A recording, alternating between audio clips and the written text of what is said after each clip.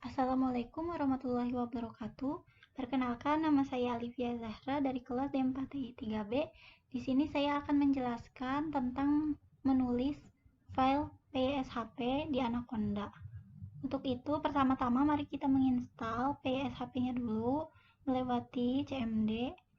Seperti ini kira-kira pip install.pshp. Kalau Anda belum menginstalnya maka akan keluar seperti ini. Lalu installing collected package successfully berarti sudah terinstall.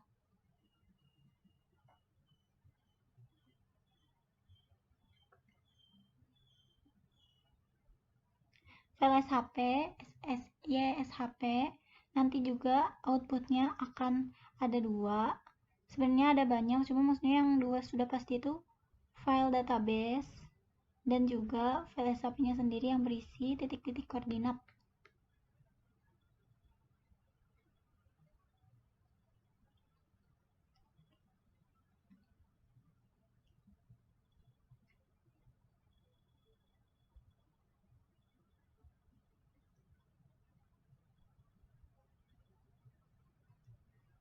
Untuk tipe dari shape-nya tersendiri, ada beberapa macam, bisa dilihat dari layar seperti berikut. Ada banyak 0 dengan kode 0. Di sini kita akan menggunakan poin, polyline dan polygon. Jadi kita akan menggunakan kode 1, 3 dan 5. Poin itu titik, polyline gabungan dari garis, banyak garis. Sedangkan polygon bentuknya nanti akan nyambung lagi ke garis awal. Seperti begitu kira-kira. Lalu kita akan membuka aplikasi Spider. Kita klik new file ya. Lalu kita klik tuliskan kode programnya. Kira-kira seperti ini. Pertama kita import dulu save filenya. Kemudian kita tulis w save file .writer. Di sini kita akan menulis dokumen yang akan kita buat. Misalnya kita akan membuat namanya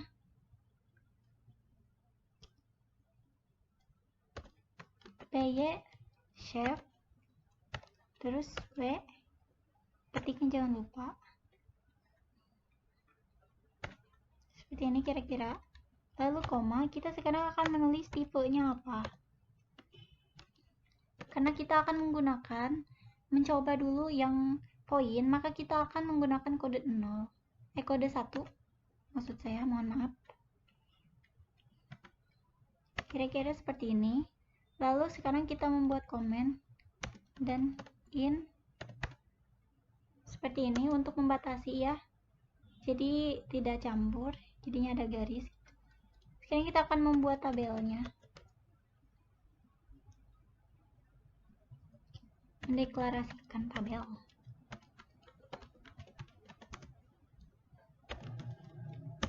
Di save file.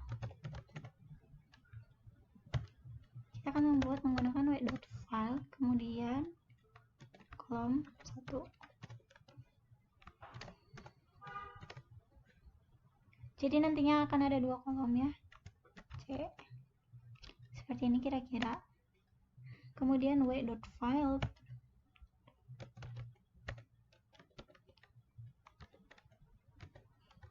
kolom 2.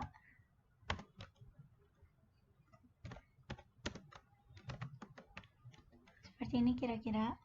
Sekarang kita save dulu breaknya.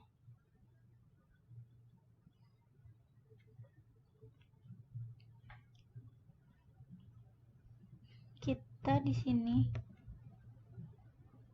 Ini sebelumnya saya sudah membuat contohnya. Kemudian kita akan new folder. Kita namai itu tugas 4.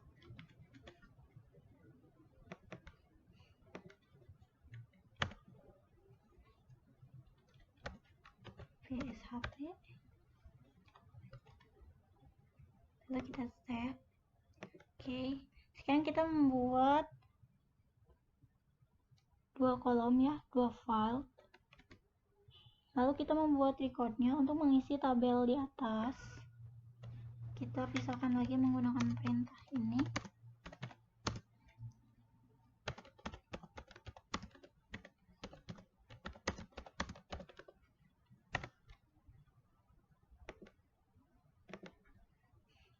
Lalu kita tulis record untuk membuat barisnya.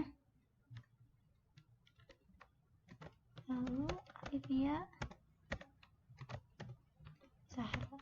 Kita akan membuat 3 record ya. Record Zahra, Olivia.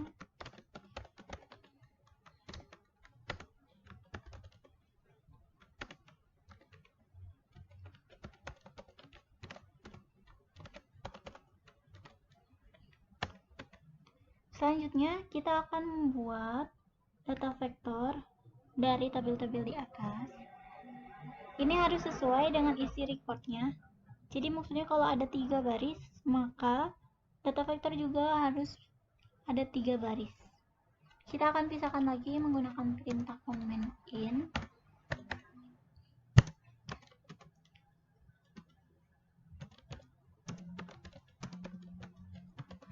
Seperti ini kira-kira.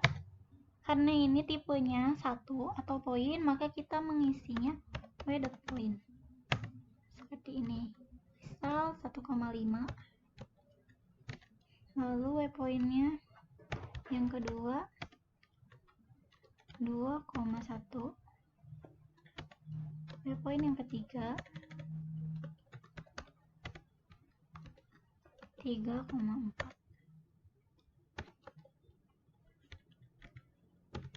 Kira-kira seperti ini. Lalu kita akan meng-save dengan perintah w.close. Kita pisah lagi menggunakan comment in. Kita save w.close. Tutup. Seperti ini kira-kira. Sekarang kita akan merunningnya satu-satu. Jadi kita akan menggunakan perintah ini di atas run current cell untuk mengetesnya satu-satu apakah terjadi error atau tidak. Sebelumnya kita hapus dulu yang lama seperti ini, lalu kita running. Oke, tidak ada yang salah. Kemudian yang ini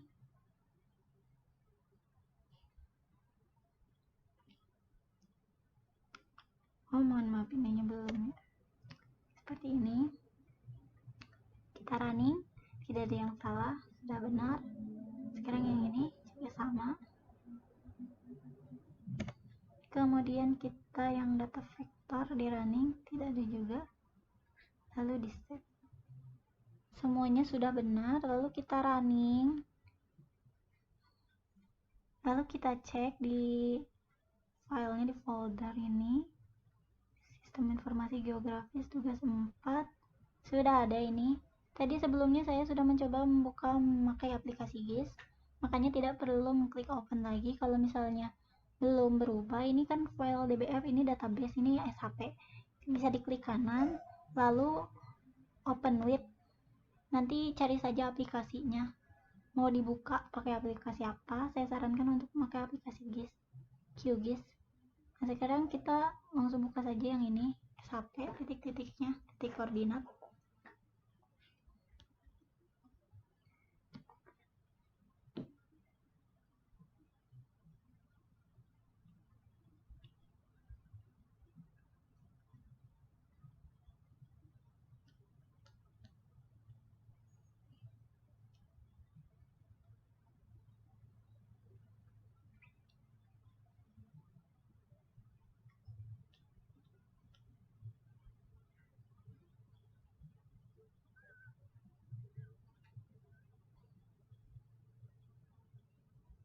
Nah ini dia titik-titiknya yang telah kita buat, sudah nampak. Titik 1, titik 2, titik 3. Lalu kita bisa mengecek atributnya juga, database-nya.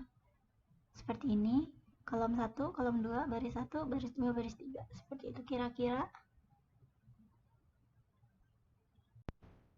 Kita akan mencoba yang polyline, jadi ininya tinggal diganti saja. Misalnya namanya jadi W1, tipenya kalau polyline itu 3.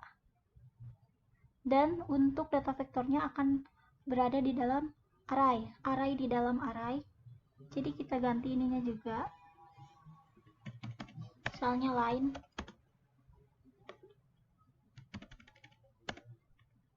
Kurang lebih seperti ini. Di luarnya 2, Kalau misalnya 1,5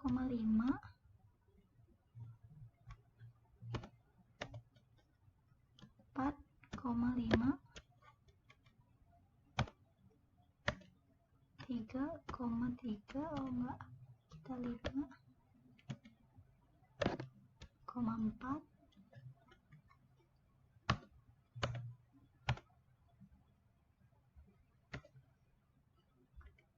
misal 5,2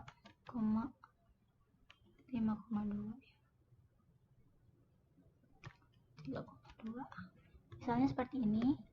Karena ini kan ininya cuma satu, maka kita hapus yang lain.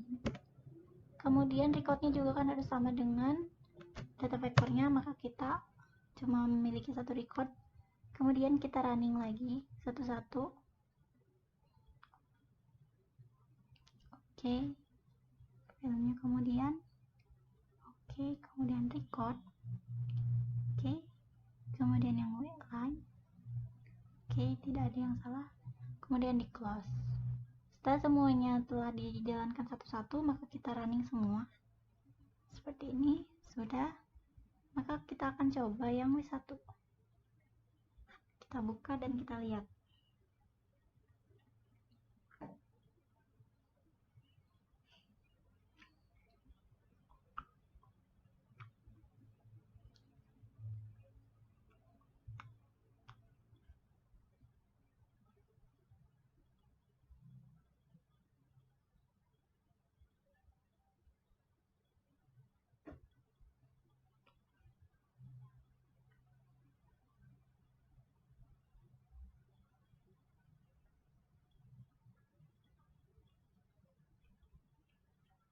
Seperti ini kira-kira garisnya ya. Ini garis 1, garis 2, dan garis 3. 1, 2, 3, dan 4. Saya seperti itu.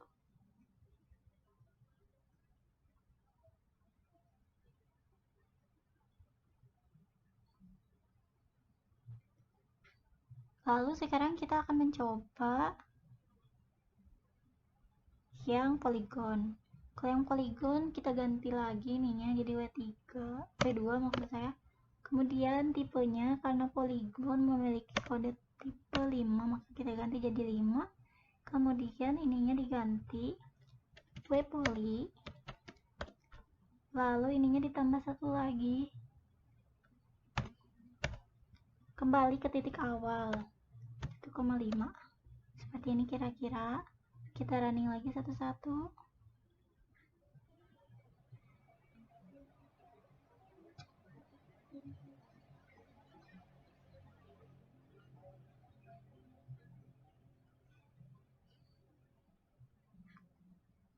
Kalau tidak ada yang error, maka kita running semuanya. Kalau sudah, kita buka lagi file SHP-nya.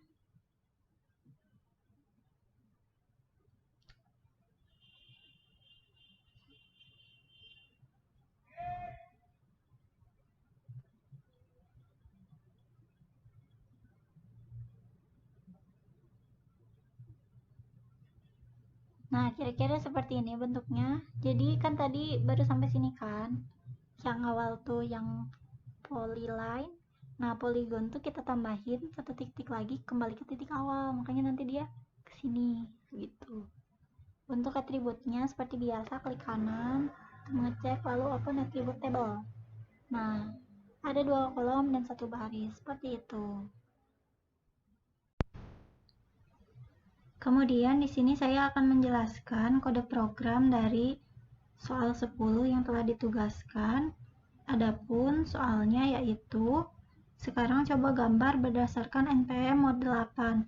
NPM saya adalah 1184051 mode 8 sehingga didapatkan 3. Nah, soal nomor 3 itu maka persegi panjang ada n buah. N buah di sini adalah digit NPM kedua dari belakang. Simpan dengan nama soal 10.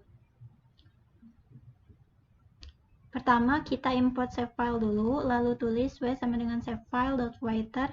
Di sini kita akan memiliki file dengan nama soal 10, mau itu file ekstensi db ataupun shp. namanya soal 10 dengan tipe shape type sama dengan 5. Di sini kita akan membuat segi 4 sehingga kita menggunakan kode tipe 5 yaitu poligonal. Kemudian kita membuat suatu fungsi menggunakan def. Di sini saya membuat fungsi dengan nama hitung yang memiliki variabel yaitu i sama dengan 0. Lalu variabel npm sama dengan 11845051 dengan tipe string. Lalu saya ubah variabel npm ini di variabel n dan juga mengambil 5 digit dari masukan yang ada. Di sini 5 digit yang ada itu dihitung dari 0. Misalnya ini 11845051, maka 11 ini dihitungnya jadi 0, 1, 2, 3, 4, 5, dan digit kelima itu ada di angka 5, sehingga n-nya sama dengan 5. Kemudian variabel mode. Di sini variabel mode itu isinya fungsi untuk melakukan perhitungan modulus. Jadi npm saya modulus 8, maka hasilnya nanti misalnya sisa dari pembagian itu, kemudian diubah semisal sisanya itu dalam bentuk float, kemudian diubah menjadi bentuk integer di variabel modi. Jadi modi sama dengan integer dari mod. Kemudian variabel isian, di mana isinya adalah array. Ini adalah titik-titik koordinat ya untuk vektor yang nanti kita buat. Kita satukan di sini array dalam array. Kemudian ini sebenarnya opsional saja, print mau tidak atau ada juga boleh, terserah. Di sini saya akan menggunakannya. Jadi print n, ini n adalah npm yang ke-5 digit ini, kemudian adalah digit dari kelima dari npm Anda. Lalu modi adalah modulusnya. Kemudian kita batasi dengan garis memakai perintah komen, lalu in, terus tutup ini, dan kemudian kita membuat atau mendeklarasikan suatu table dengan menggunakan perintah w.file. Lalu kita buat 2 kolom, kolom 1, kolom 2, seperti itu. Kemudian kita pisahkan lagi menggunakan perintah comment seperti ini. Kemudian kita akan membuat suatu record yang nantinya akan mengisi kekosongan pada tabel yang telah dideklarasikan sebelumnya. Dengan menggunakan wrecord, di sini kenapa saya menggunakan 5? Karena n digit ini, digit kedua dari belakang itu sama dengan 5, makanya saya di sini akan membuat record 5, karena nanti di perulangan juga kita akan menggunakan 5 atau n ya. Jadi record sama isi dari data vektor itu harus sama, makanya di sini recordnya 5, begitupun dengan data vektornya ada 5. Lalu kita selanjutnya akan beralih ke perulangan. Perulangan ini menggunakan kondisi if jika n, ini variabel n ini sama dengan 5, maka jalankan perintah di bawahnya. Jika tidak, maka kita akan langsung loncat ke else dan lakukan perintah print. Anda ngeprint apa? Seperti itu. Kalau misalnya iya, kita akan menjalankan perintah yang di bawahnya. Adapun perintahnya yaitu perintah perulangan. Di sini saya akan menggunakan for in karena syarat dari perulangan ini sudah jelas yaitu n-nya 5, maka saya menggunakan for in. For i in range, i-nya itu 0. Jadi nanti perulangannya akan sebanyak 5 kali. For i in range 5, w poly. Poly ini digunakan untuk mendeklarasikan save file tipe polygon. Poly di sininya juga tipenya 5. Lalu ini adalah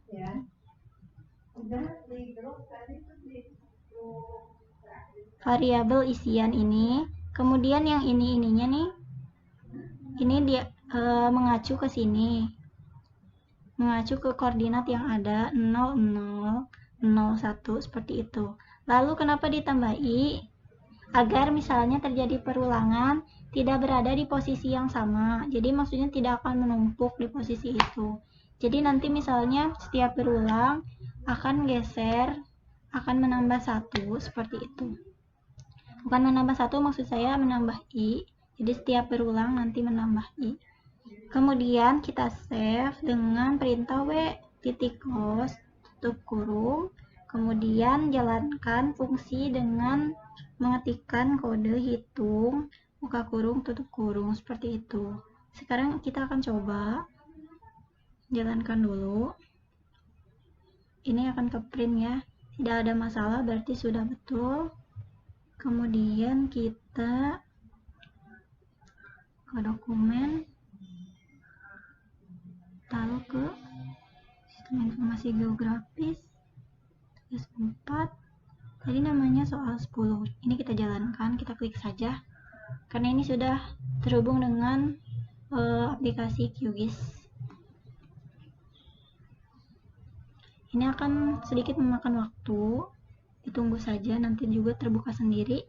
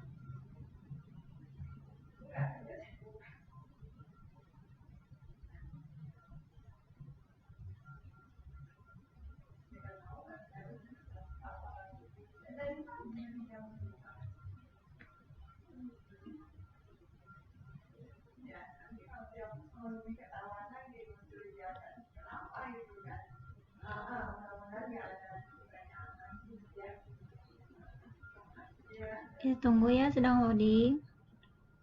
Nah, seperti ini kira-kira bentuknya. Jadi ada 5 kan, 1, 2, 3, 4, 5.